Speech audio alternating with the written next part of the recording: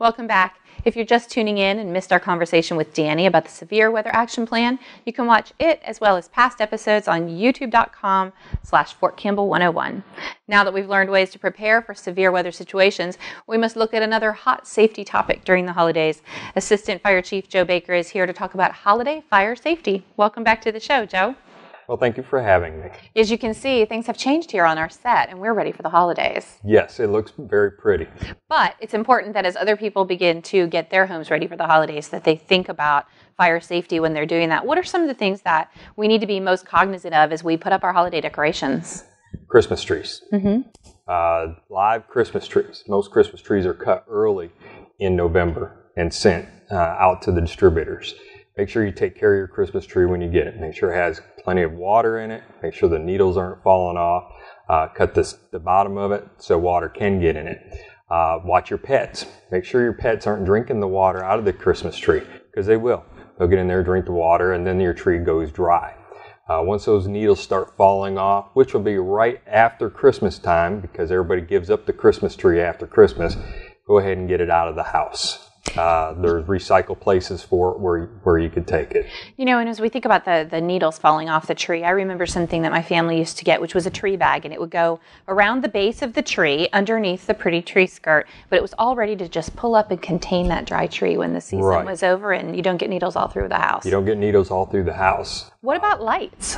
Lights, you can run about 3 strands of lights on the old incandescent lights on a tree. Now with the LED lights, they don't draw as much power, and they're not as hot as the incandescent lights. Most manufacturers say only 3 strands of lights. A lot of your artificial trees that we're endorsing come with lights on them already. All you have to do is put them together, plug them together, and plug it in the wall. I really like the look of those LED lights, and there's lots of different choices, but a lot of people are trading in their old lights and getting LED lights just for the energy conservation that you get.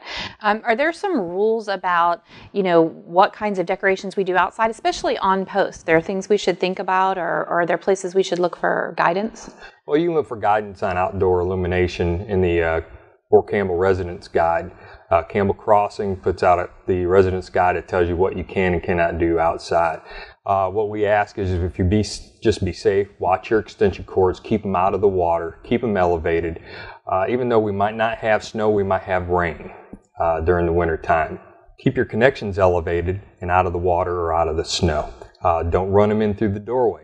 Plug them directly into a wall outlet that's on the outside of your house. Well, those outlets are usually grounded, for outdoor power anyway, so that's probably safer. Yes, they're GFCI outlets, and you can plug them right in there. Right. And if it does trip, it's going to trip inside the house also. So if it keeps on tripping, then there's a problem with that outlet. So time to call an electrician. Yes, time to call housing, find out what's wrong with that outlet. Right. The other thing that's really big at our holidays, of course, is what we do inside around our dining room table, and that's eat. Yes. But decor on tables. Decor on tables. People put candles on their tables, and I worry when someone reaches across the table to get a dish that they might burn themselves in a candle. That's probably not a good idea. Absolutely. I don't have candles in my household, and I discourage a lot of candles. Candles is the second cause of fires around the holidays. In your home, around your dining room table, in your living rooms, for decorations. The ambiance for candles inside your house is a big thing around Christmas. We just highly discourage you having candles. Pets will knock a candle over. People will leave candles burning because they forget about them. It's human nature. So they might be going to church, leave the candle on. When they come home, they have a fire. They have a fire. They make those little battery-powered candle-like things you can put inside of a candle holder, and it kind of flickers, but it's really a little battery-powered light, and it can give you that ambiance without the risk of having an open flame. Right. So those are good things to get. What about the scent of a candle, though? I mean, there's probably other air fresheners, things that give you that smell of the holidays. The holiday air fresheners. If you want that pine tree smell, and good air freshener will give you that pine tree smell. That's probably even better than a live Christmas tree to have the air freshener for the smell and a fake tree that's safer. Yes. Artificial trees is the way we go. All right. Let's talk about what's on our holiday table. people are deep frying turkeys these days. It becomes more and more popular. You go into the stores and you see these huge containers of oil that they're selling to fry those turkeys. Is that really safe? It can be done safely. You want to make sure your fryer is outside the house, not in your garage, but outside your house. Make sure the turkey is completely thawed out. Putting a frozen turkey into hot oil will cause an explosion. Put your turkey inside the pot, fill it full of water to find out where your oil level is going to be. Some things people do is they go ahead and fill that whole pot with oil without knowing what space the turkey is going to take up. Then they dump the turkey in there. Well, now you have oil that's overflowing onto that burner, and now you have a fire. I guess they've forgotten their basic chemistry lessons about displacement for objects. Oh, they do. That's pretty much what it comes down to. So when you put the turkey into water, you see how the water, it's like getting in the bathtub. Yes, exactly. So when you put that turkey in there, you know at what level you could fill that with oil. So you take your turkey out, empty the water out, put your oil in there, and start heating your oil. And you shouldn't have a problem. Definitely a job for grown-ups, right? We don't want any children around those deep frying turkeys if you insist on doing that. You want at least 48 inches around a turkey fryer as a kid-free zone, because they're going to be running around and having a good time. Tell us again, what is the most common cause of fires here inside Fort Campbell? What is the biggest thing that seems to happen? Number one cause of fires is unattended cooking. People start cooking stuff on the stoves. They leave to answer the phone, to answer the door. Babies crying, tend to the children. This time of year, we're going to have family members there. Everybody's excited about seeing each other. So they're going to start cooking on the stoves.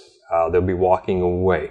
Just make sure when you start the stove, cooking on top, that you are watching it all the time. Turn your handles on the inside so that nobody runs into them.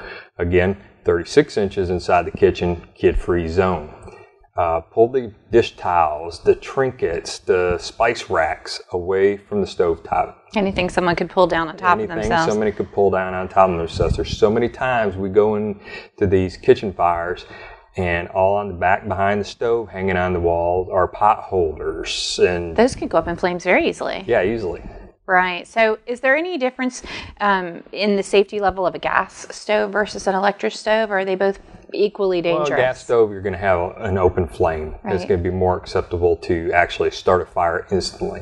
With the eye on a burner, you're going to have to create the heat, and it's going to have to be there for a length of time for, let's say, a combustible material, towel or something like that. But they will both burn down whatever food's in there, and they'll start a fire. Beans is the worst thing. So many people will start beans, and beans cook all day. Oh, yeah. And they'll leave to run to the commissary, or they'll leave to run to the bus stop.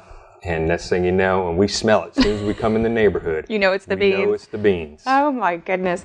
Now, what about the ceramic cooktops that are very popular now? They're flat in one surface. There's no place for food and particles to get down in. So I think that's great for cleaning, but they could cause a fire just like an electric stove could, right? Oh, yes, they can. The flat top can also cause a fire. I have a flat top at home. Our stoves here on Fort Campbell are either electric or gas ranges. We're also putting what we call safety elements into the stoves. Campbell Crossing has bought the safety elements or putting in the stoves. It has a sensor in there that will not let the element get to a certain temperature. It'll go ahead and automatically shut off. On a regular stove, if you turn the stove on high, it'll be on high and it'll just keep trucking and keep trucking. Right. Well, the safety element gets to a certain temperature and it stops and allows it to cool down. That temperature is right before the boiling point of oil. We're putting them in a lot of the new houses. When they have a fire in the quarters, the stove is replaced with a stove that has safety elements in it. That sounds like a really good move, especially perhaps for a young family who might not have that much experience with cooking and using a stove. Right. There's so many things that we can think about to make sure that our holidays are safe and incident-free. And I know that we want all of our Fort Campbell families to have a happy Christmas and to not have any fire safety issues in their homes. So following these tips are some of the things they can do to make sure that we all get to the new year safely. Yes. Thanks for coming. Thank you for having me.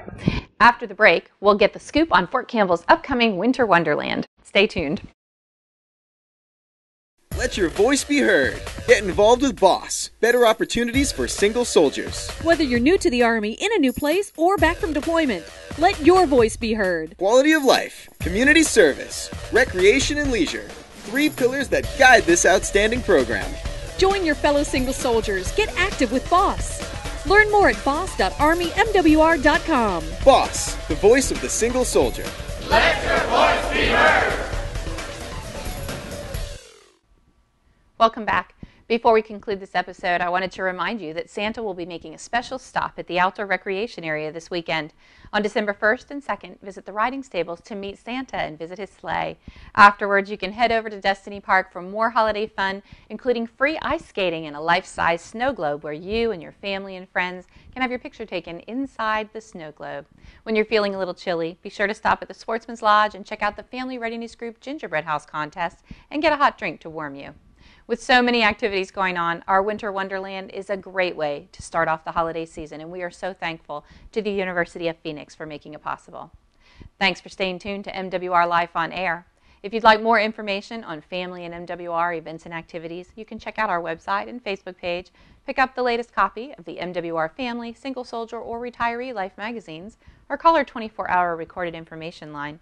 You can join our text club by texting MWR to 68683 and listen to our radio programs on 1400 AM WJZM at 8 a.m. and on 105.1 FM WVRY at 8:30 on Friday mornings. This program is also rebroadcast on Fridays at 12:30 p.m. on WJZM. To receive weekly information to your inbox, please sign up to receive the MWR e-newsletter by going to fortcampbellmwr.com, clicking on MWR e-news, and then select Register for e-news. You'll start receiving the MWR e-news the following week. I'm Melissa Schaffner. Thanks for watching MWR Life on Air. We're supporting soldiers, families, retirees, and civilians with quality of life events and activities. See you next week with more Fort Campbell holiday information.